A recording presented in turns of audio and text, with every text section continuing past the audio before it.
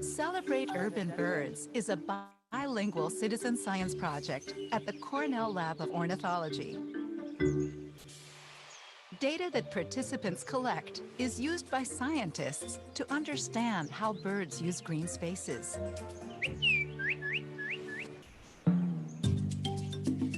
Participation is easy. You can download helpful information from the website. A bird ID guide and silhouette poster will help you learn to identify neighborhood birds. There are data and tally sheets for you to use. Define the area that we're going to watch birds. Pick a time and a place to watch birds. The area should be about 50 feet by 50 feet, or about half a basketball court. All right, okay, for 10 minutes, right? Yeah. Watch for only 10 minutes. You can do this with a group or on your own. On the tally sheet, note the birds you see, or if you are not sure of the species. If you don't see anything, report that too. Repeat your observations in the same area on 3 separate days, ideally within the same month. After filling out a tally sheet, you can submit your observations online or by mail. Yeah. On the project website, create a Cornell Lab account. Enter your birdwatching address. By joining Celebrate Urban Birds, you can make a difference by helping protect our feathered friends.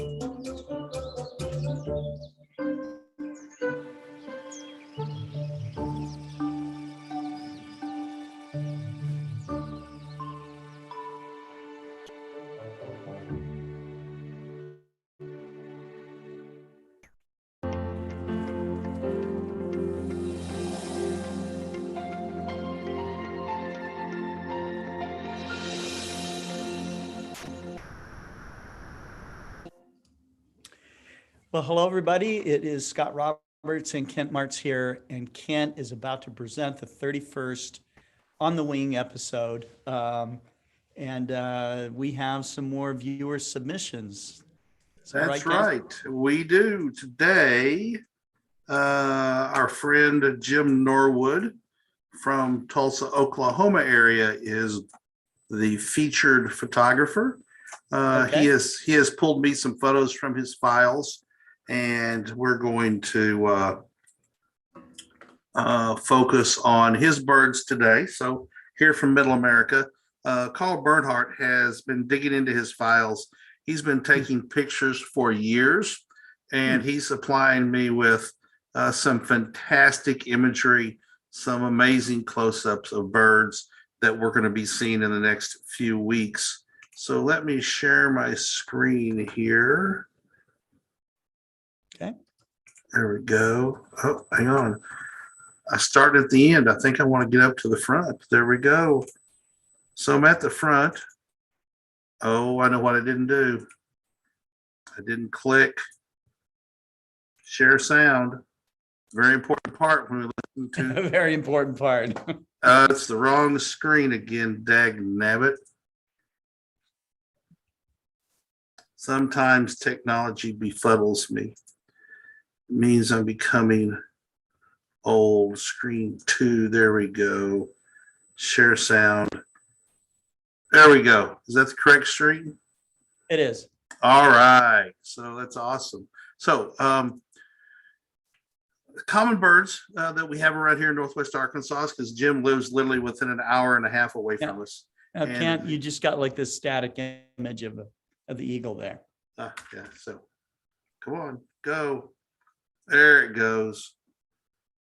My computer must be wanting to go on strike today. So birds that we have around here, I'm familiar with all these birds. In fact, I have a video of a bunch of these birds that we're going to show towards the end. This is the Brown Thrasher. It's a beautiful bird, striking tan rufous back with a white breast and streaks.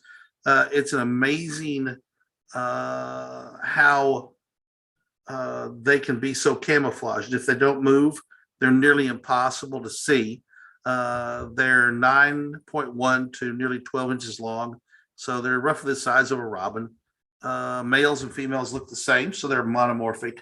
They're large, slender songbirds. They are songbirds and have a pretty song with long legs, a long bill that slightly curves down, and a large tail, long tail as well, that is cocked upwards like a wren. Let's listen to the bird and then talk more about it. Here we go.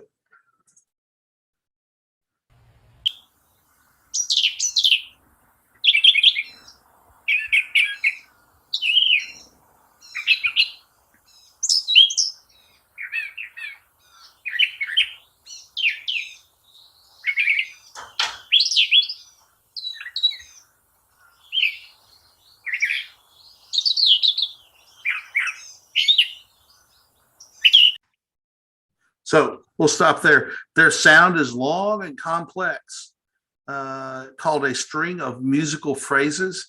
And did not know this until I was doing some research. I knew that I would often confuse them with mockingbirds because it turns out they mock birds. And most of their songs are copied from other songbird songs. And the phrasings they use are often sung twice, and then they move on to another bird's melody. So they are a bird that mocks, although they're not the mockingbird. And it also makes a harsh, distinctive sort of suck, tuk, suck, tuk sound as well.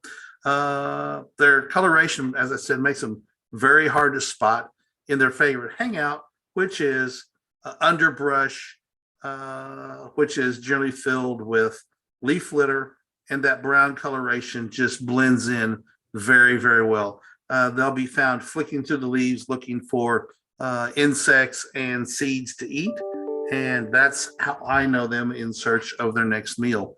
The thicker the brush, the better. And this is a species, if you want in your heart and you want them in your yard, you're going to need shrubbery and brush, and you need to have leaf litter under those shrubs and brushes under those shrubs and bushes to give them the habitat that they prefer. You can get them to visit feeders on the ground where they'll pick up fallen seeds. It works better when there's dense cover nearby because that's where they like to hang out. They're very aggressive birds that will defend their territory and nests like mockingbirds will. However, they're more aggressive, and they will often strike with their long downward curved bill and draw blood, which is an amazing thing to think about, that a bird can whack you so much to draw blood. So large bird, that yellow eye, brown on the back, and then the streaked light tan are often the telling signs, as well as just their general behavior. Males and females both incubate the nest, and nestlings generally leave their nest within 9 days, fully feathered and ready for the world, which is much earlier than their nearest relatives, the northern mockingbird and the gray catbird. They're the largest common host of parasitic brown-headed cowbirds, which is a species that I despise because of what they do, but everything has its place, right? However, the thrashers are able to often identify the eggs and will reject the cowbird eggs by pushing them out of the nest. And because their babies grow so quickly, they can compete with cowbirds in the nest. So this is the brown thrasher. Looking at their territory here, you can see that they're a bird of the generally eastern United States, from roughly a line along the Arizona, Colorado border up into Montana and Wyoming, and all the way to the East Coast, a little bit up into Canada. And we have them year round here in the South. Their breeding population gets up into the northern states and the tiers of Canada. Let's listen a wee bit more. Here we go.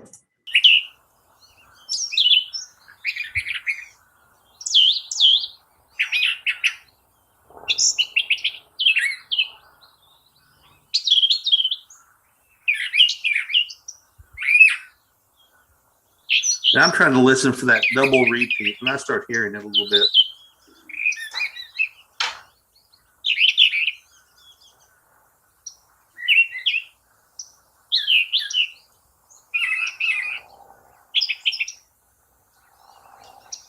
A big, raucous, noisy bird, right? Okay. Scott, have you ever seen a brown thrasher that you know of before? I don't think so. We're gonna have to work on curing that. We gotta get you out more. Yeah. If we ever got time, I'd love to go out early morning over here in the field in the drainage Yeah. ditch west of us. I think it will be a really good place for a lot of birds because it doesn't ever get mowed, and that attracts mice and bugs, which attracts birds. Because if you want to have birds, you got to have the things that eat them they eat as well. So moving on to another very, very popular bird. This is Jim Norwood's summertime take of a northern cardinal. This is the male and a very prominent bird. We've talked about the northern cardinal before. 8.5 to 9 inches long. The males are distinctively bright red, cardinal red, as the color is known, with a black mask and under the chin, a bib, and a orangey to red bill. The females, and I don't have a picture here, I should have pulled one, is a beautiful bird unto itself. Unlike a lot of songbirds, the female, while also being strikingly beautiful, with a brown colored body with dun colored with red wings and a bright red beak and red tinted crest. It has red tint, whereas the male's is just fully red. The female is one of the few North American songbirds that actually sings, and often sings louder and longer and sings more complex songs than the male. All right. The song is distinct and easily recognizable as a cardinal. Here we go.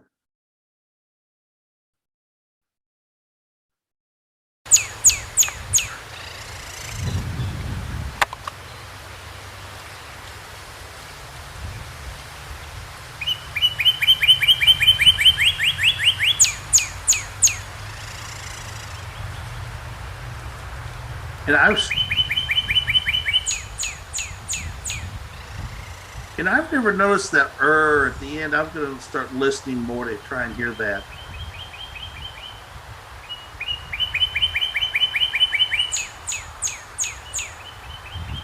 And hear the other bird there in the background.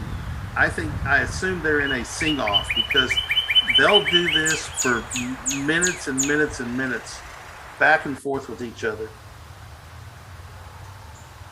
Oftentimes, around here, they're typically on the tallest tippy top branch of the trees, where they're very obvious because of their coloration.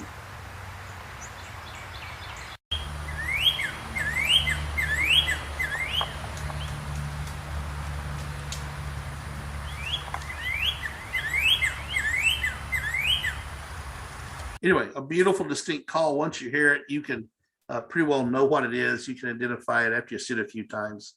I also like these pictures from Jim because they're beautiful and green, and most of the country is in a cold pattern, and we don't have anything beautiful and green growing.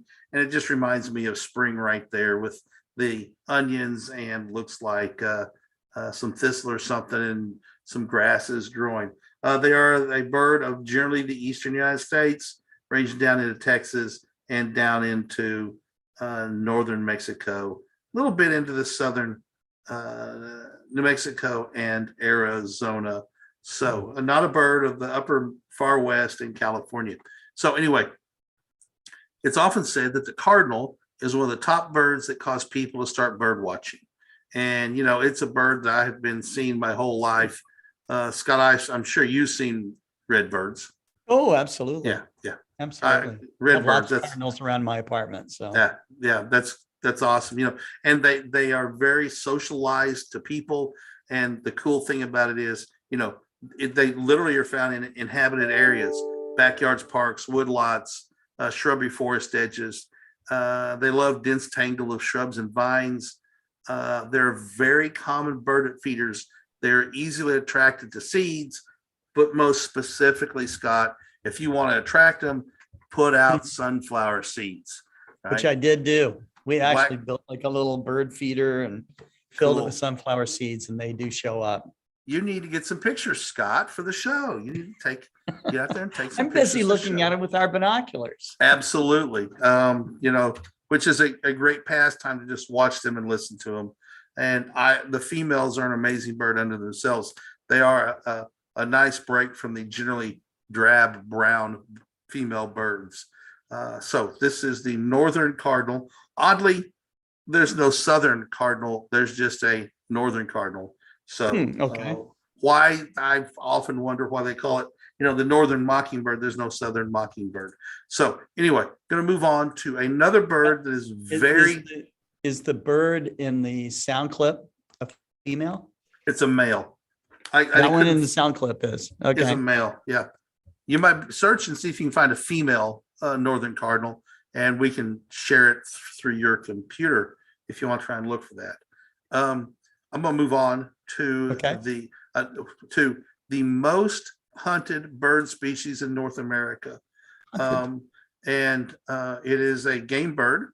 It's the mourning dove, and it's interesting that here we go is a picture that Jim got of a race, is what he called it, of a house sparrow and a mourning dove. I suspect they're not having a drag race across the yard.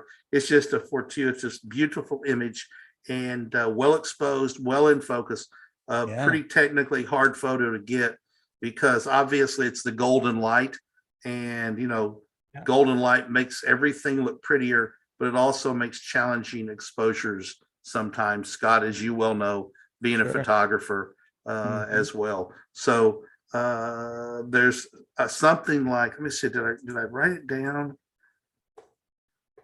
Yes, the mourning dove is the most widespread and abundant game bird in North America. Every year, hunters harvest more than 20 million, but the mourning dove population continues to boom and be one of the most abundant birds in the United States, with an estimated 350 million birds each year. So let's listen to this beautiful bird. And this is cool video I found of a very, very close-up camera, which Heath has been experimenting. Heath Creekmore was in customer services, now in quality control. He's really gotten into doing some bird stuff. He's experimenting with some cameras and doing exactly this kind of thing. Here we go. The mourning dove call, very distinct, very noticeable. You hear it, you know what it is.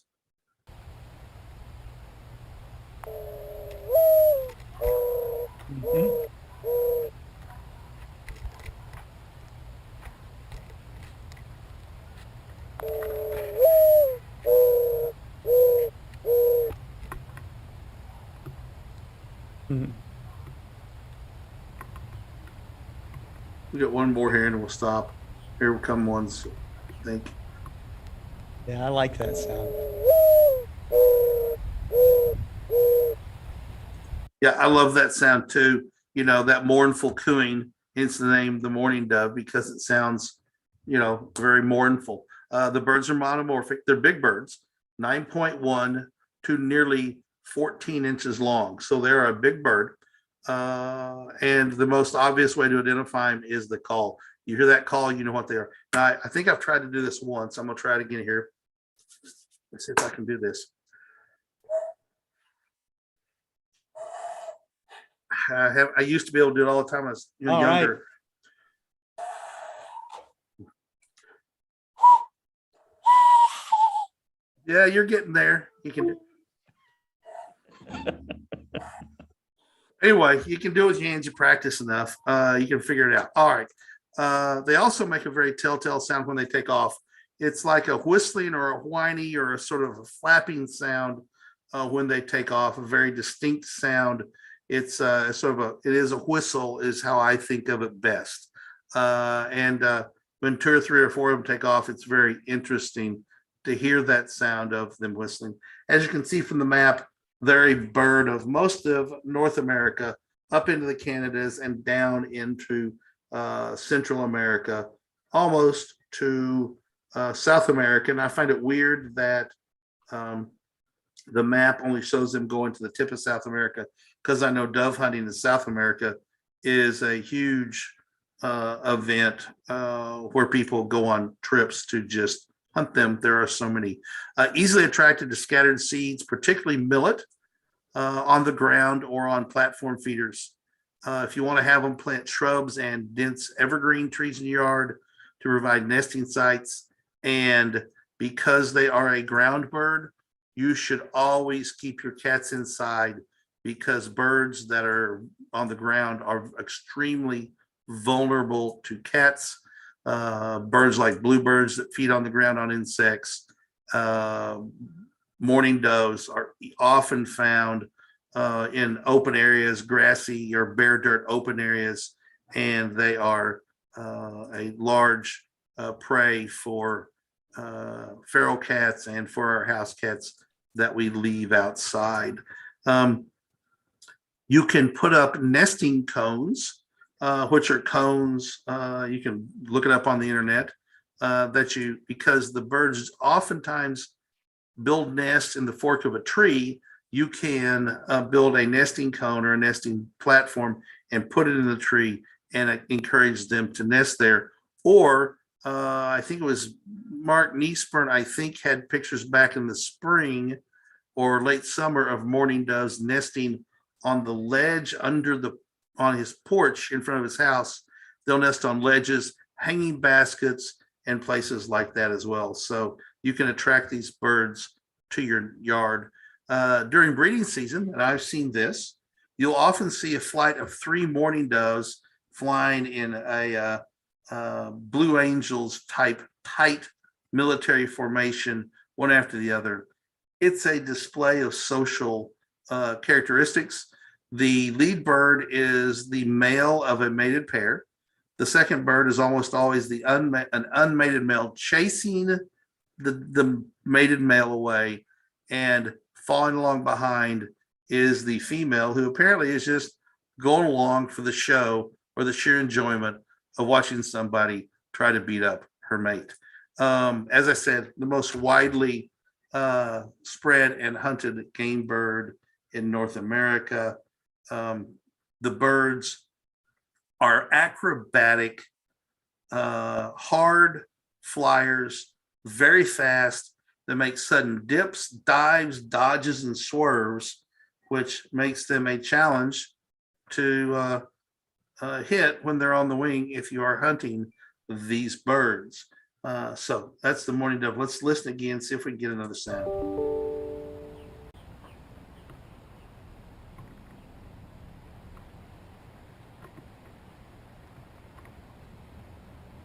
There's a warbler of some sort. A vireo, maybe?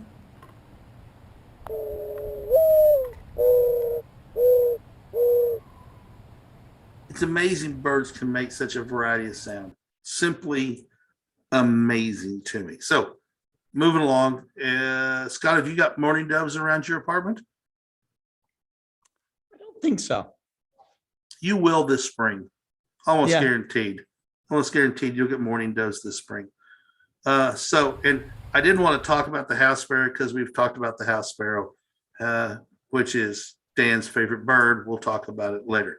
This would be, Scott, do you know what it is without looking at the video? It's See a that? blackbird of some sort. See I that don't know. red? See that red on the wings? Yeah. That'd make it a red-winged blackbird, right? Okay. Yeah. Red-winged blackbird is 6.5 to a little bit over 9 inches long. So a decent sized bird, not as big as the mourning dove. Males are glossy black with red and yellow wing patches, making them hard to mistake for any of the species. The females are distinctly streaked and generally medium to dark brown, often have a pale breast and whitish eyebrow on the female. Let's listen to the male real quick. You hear this call and you know what it is.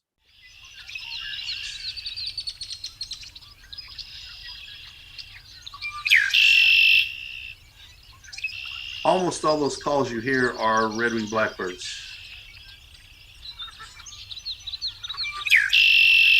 There's a goose right there.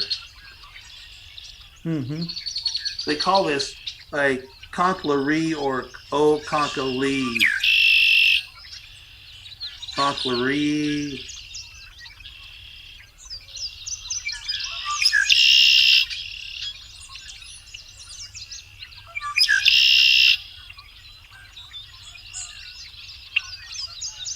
You can hear the geese in the background. So that's a key to the habitat that they like, right? They love water. Red-winged blackbirds are birds of the marsh and wetlands and reeds and golf course ponds and areas around your house that are heavily watered. That's where these birds live. That's their habitat. Where my son lives, and I'm getting ready to build a house, there's a couple of ponds that have marshy areas, and you go through there and you'll see dozens of nests built in the cattails, and the males will come and hover them over and try and draw you away from those nests. I will get some video of that next summer when the nesting season starts. And beautiful birds. They are a flocking bird, and we'll see some video here in a minute that I took. Blackbirds in the wintertime flock into gigantic mixed flocks with other blackbird species, starlings, and other blackbirds, and they will swarm fallow fields, feedlots, and pastures as they forage for their wintertime meal for that day. The territory, they get way up into the northern reaches of the Northwest Territory of Canada, along the lower tier, the first tier of provinces, the rest of Canada, and all over the United States, breeding up in Canada year round in all of the, effectively all 50 states, and down into Mexico, the Yucatan, and Costa Rica parts south.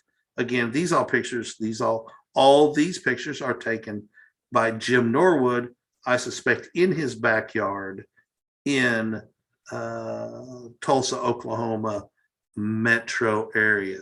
So that conchlery is a unique call, and you'll hear them, a bunch of birds typically doing it. So moving along to another species that is more noisy and more flamboyant even in its calls is the common grackle. So these are big birds, a foot to 14 inches long. As you can see in the picture, they have a distinct yellow eye. They have a downward curved bill. They're very lanky and long legs and long tail. The head's flat. The bill is longer than most blackbirds, with a slight hint of downward curve, as I said. In flight, their wings appear as to be short in comparison to their tail, and the males are slightly larger than females, although they effectively look alike. They appear black from a distance. When you get close, they're a glossy, iridescent purple, especially on their heads, which contrasts with their more bronze, brown-looking iridescent bodies. The bright orange, golden eye gives the grackle what has been called a very intent and thoughtful expression. The females can also be less glossy than males. Young birds are dark brown with a dark eye. So they look like blackbirds have been slightly stretched. They're longer, taller than the typical blackbird, and more tapered. Grackles walk around lawns and strut on their long legs and gather in noisy, boisterous groups high in trees. And typically, they like evergreens as well. They eat any crop, notably corn, and anything else that they want to, including garbage. In flight, their long tails trail behind them, folded down, making a shallow V. Let's listen to this boisterous bird. Amazingly, I couldn't find any video that had the sound without people doing voiceovers or music playing in the background. So this is the best one I could find. It shows them strutting around and making their display call.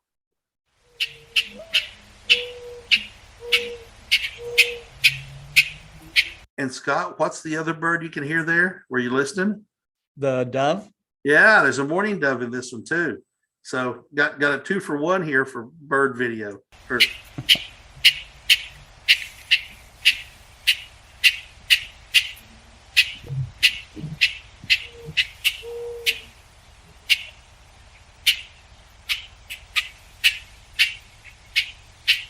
Now imagine 50 birds together doing that. Yeah. Really quite a chatter. Oh, here we go. Looks like a baby begging for food.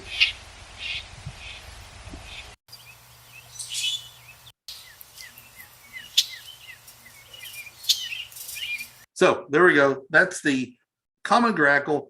Not sure what the bird that's flying directly at the camera is.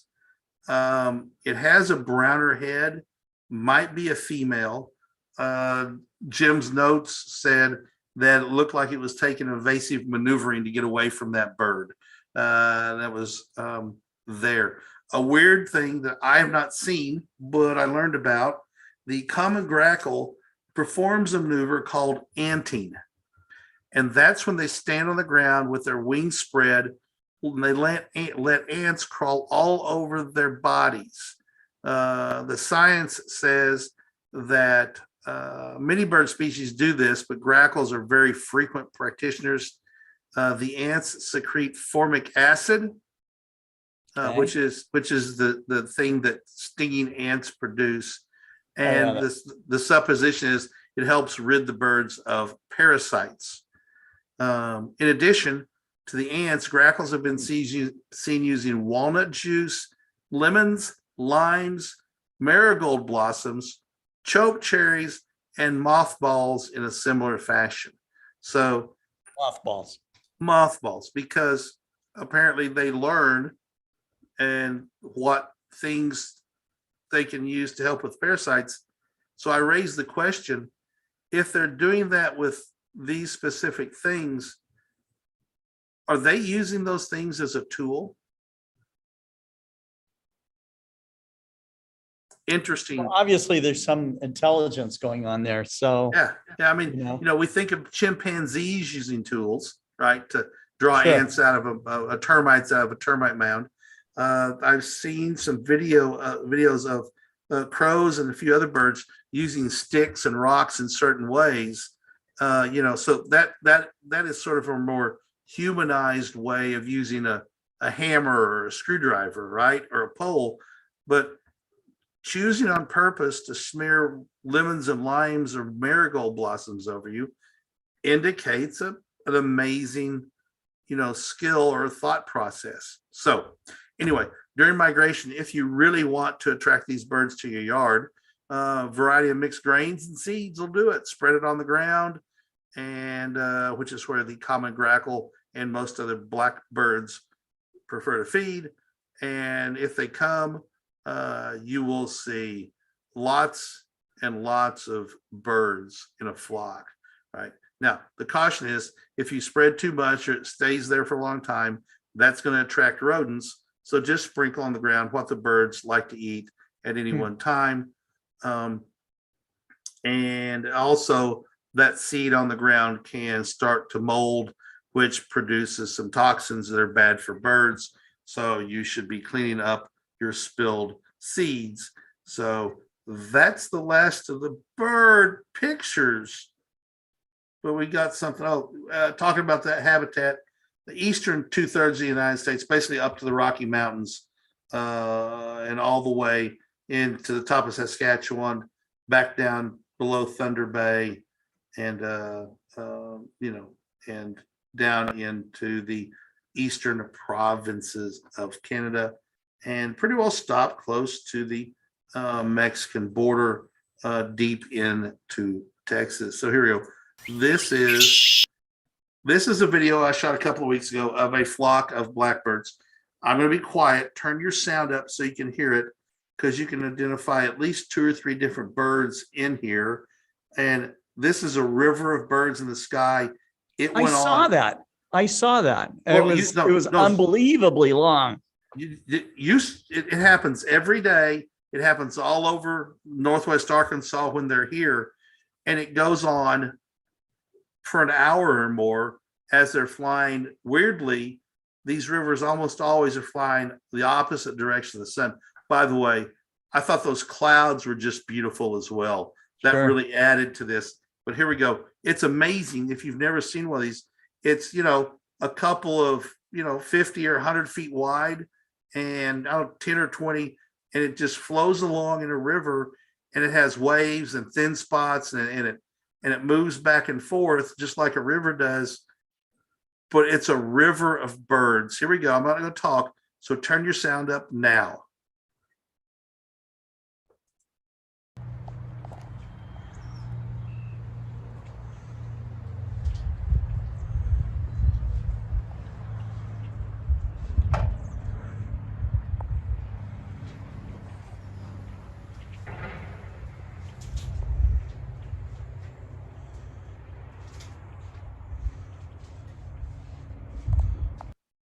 And I cut it off right there.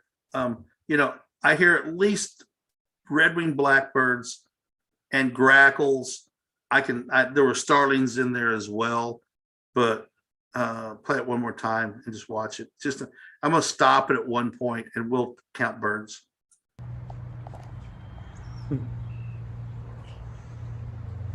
Billy from Billy's Astros said he spent an hour one day watching a blackbird figure out how to open a walnut. He finally flew up with it and dropped it onto concrete till it cracked open. So I'm just going to count an area up here by the clouds. 1, 2, 3, 4, 5, 6, 7, 8, 10. So if it averages this out, there's 20 birds right there. So there's 20, 40, 60, 80, 100,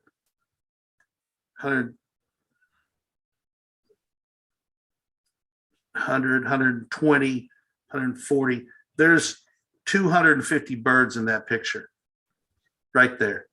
And they say these rivers of birds often number in the millions of birds. And it's just one flock of hundreds of flocks of these birds all over the United States. Just an astounding. I probably need to print this out and sit there and take a pencil and circle everyone just to count how many birds are in this one picture, which represents 3 seconds for them to pass by. And it went on for 30, 45 minutes while I was there. It had been going on, and it was going on to the horizon. Just staggering. So Scott, have you seen those around here this year? Yeah. Yeah. I mean, it was so long, I couldn't believe it. Yeah. It was from horizon to horizon. And it's a river, isn't it? It's a river. It's a river. It certainly looks like it. Yeah. It's a river of birds. All right. So I think the opening video you talked about alluded to this. The Great Backyard Bird Count talked a little bit about, counting birds. This goes on February 18 through 21. So we'll talk about this next week again. You can register for it. The website that I put on here so you can see it is birdcount.org. And there's a website. This is that website. It's a partnership of Birds Canada, Audubon Society, and the Cornell Lab of Ornithology. You can go to birdcount.org to learn more, but a little bit here, how to participate. Easy, fun to do alone or with others. And it can be done anywhere you find birds. And as they note, I didn't include it. It's a COVID-friendly exercise, so you can do it not in crowds. The trick is decide where you're going to watch birds. Then go there and watch them for 15 minutes or more, at least once over 4 days, February 18 through 21. And then step 3, as you're sitting there, count all the birds you see or hear within your planned time and location, and use the best tool for sharing your bird sightings. If you're, which is, they say if you're a beginner bird admirer, try Merlin Bird ID. It's an app that you can get on your phone. If you've participated in before, try eBird Mobile and enter your birds on the list on the website, which you can do on your desktop or laptop. Or if you're participating with a group, you can have group instructions, which are also on the website. So the Great Backyard Bird Count, birdcount.org, February 18 through 21. I'll have more information about it next week, which will be on the 17th, the day before. So that's the weekend. And I'm planning on trying to go out. I can't do it every day that weekend, though. but I'm gonna try and do it when I get up before I go do stuff in the backyard for 15 minutes. And I find that bird watching generally is you get the most birds in the morning and evenings. They're beginning active, waking up their day and singing and feeding, and before they disperse. So that's the show for the day. I hope everybody has enjoyed the common grackle, the red-winged blackbird, the mourning dove, the northern cardinal, probably one of my favorite birds, and the beautiful brown thrasher that graces our yards, flipping leaves over in search of its next meal. So that's what I've got. Thanks for joining, everybody. Yeah, thank you. It's great. And we look forward to every Thursday for On the Wing. Kent, Yep. take care, and we will see you. We'll see you here.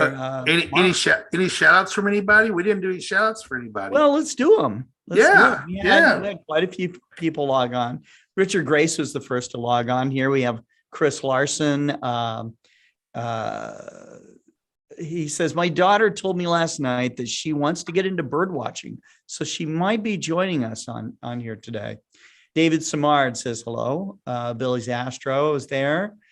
Beatrice Hines is with us. Let's see. Lots of salutations. Howdy, everyone.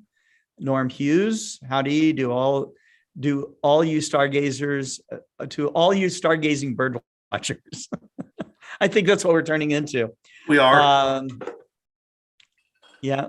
And let's see. Who else? Wade Prunty. He says, Scott, Kent, I need an ED 115. Yeah, I had a note to call you, Wade. The problem is we don't have any ED 115s. Not yet. Yeah. Not yet. We're working on a project for those, but it's going to be, it won't be this year, will it, Scott? Wait, I've got you. Hard to say. I'll give you a call here in a little while, Wade. Yeah, But it's not going to be. It's not going to be in a few weeks. That's for sure. Yeah. Cameron Gillis, I need to go back offline again. Okay. Well, Cameron, it's good that you popped in. Let's see, and I put in a few quotes. I was finding quotes on birding and how people are affected by birding, I think liked the one from Carly Simon where she said something to the effect that hearing bird songs quiets the noise in her mind. Scott, I think bird watching goes hand in hand with the Japanese sort of culture of forest bathing. If you're bird watching, unless it's dead of winter and you're looking at them at your feeder, you're out, in the woods or in the swamp or somewhere, and you're out in nature. And I think that fulfills sort of that forest bathing, your bird bathing. It is a form. All of these things are forms, including stargazing, are forms of active meditation and focusing your mind and relaxing your mind at the same time, and kind of letting nature take over. So it's really cool, and it is very good for you. Jim Norwood says just showed up and saw one of his photos. That's great. Harold Locke's here. Let's see. Send me more. I've used all the pictures that I've gotten from you, Jim. So send me more. Yeah, Sentil Nagapan logged in. Let's see. We had a troll, that was trying to get people to click on its link, and that's something live links are only things that we can post. Okay, so if you see a weird link coming from anyone else, that is don't click on it. It's not us. Yes. Someone watching on YouTube, Meow Me, says greetings from Bavaria. I love nestlings if they don't get catched like my blackbird Tammy ball. Let's see. And that's the first person from Bavaria I remember. Yeah, I think so. Welcome to the fold. That's right. Nancy Mishler was watching. Females can also have a golden yellow color. So I think that she we were talking about maybe cardinals. And Wade says he has a couple of cardinals that hang out in his backyard in the spring. Cardinal is one of those, I think, birds that, as I said, get people into bird watching because they're so bright and so their song is so pretty. People start looking for them, and then that leads them to notice another bird and another bird, and suddenly they're bird watchers. Yep. Oh, and Chris Larson was a prize winner yesterday. No, that's right. We had the 70th episode of First Light Chronicles, my 70th episode. I thought this was 30th. We missed a week, so I have this as the 30th week, but 31. Oh, you think it is? That's possible because I had COVID and the schedule, the calendar got maybe a little so jacked up there. I'm at 30, 31, doesn't matter. But we had a contest yesterday, and it was the 70th episode. So we gave away a 70-degree eyepiece, and Harold Block won that, and Chris Larson won a Galileo scope. It was close to Galileo's birthday, and we have a Galileo sale going on some eyepieces and telescopes and other things. So we marked that birthday with the Galileo scope as well. So we'll hit a milestone here on bird watching, give away another pair of binoculars or something. Sure. Yeah. And speaking of giveaways, Kent is often on Amazon Live starting at about 2 p.m. Central.